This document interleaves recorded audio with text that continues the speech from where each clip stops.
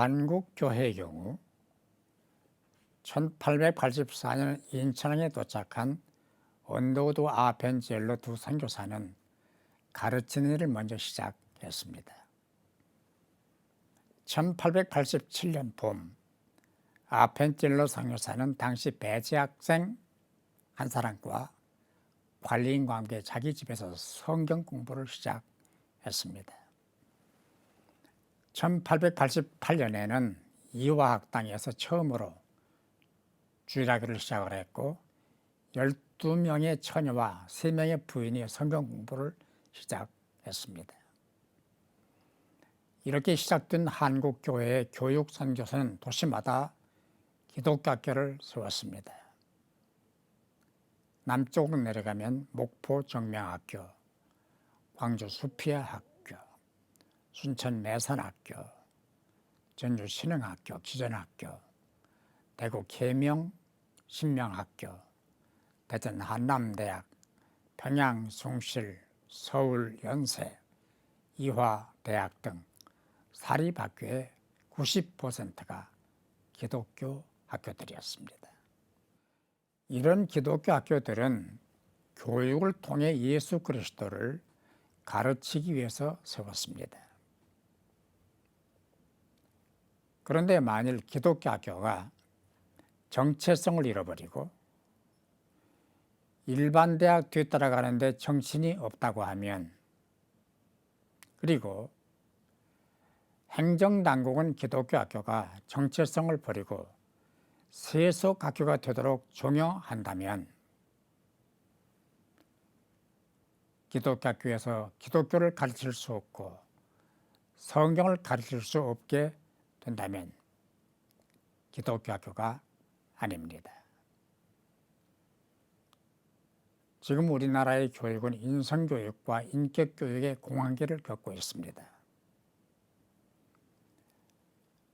학교는 출석하고 성적만 매길 뿐 사람이 되라, 바로 살아라, 진실한 사람이 되라는 말을 못합니다.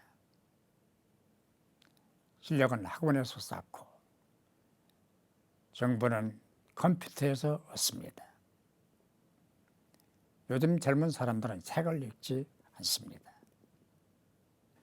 책을 읽고 얻어야 할 지식과 정보를 인터넷 사이트에서 얻어냅니다.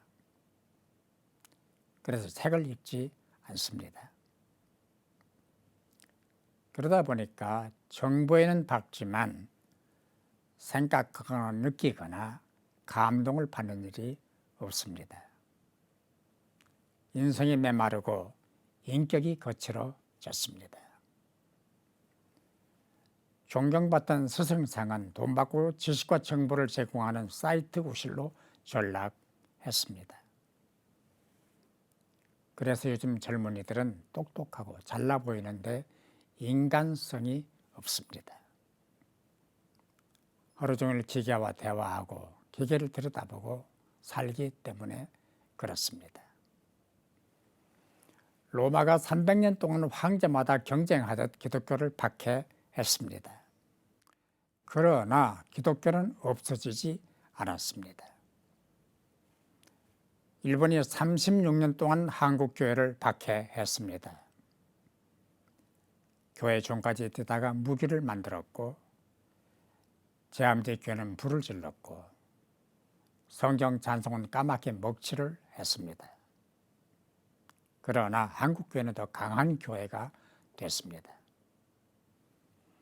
북한 역시 교회를 없애고 지도자들을 숙청했습니다만 교회는 살아 있습니다.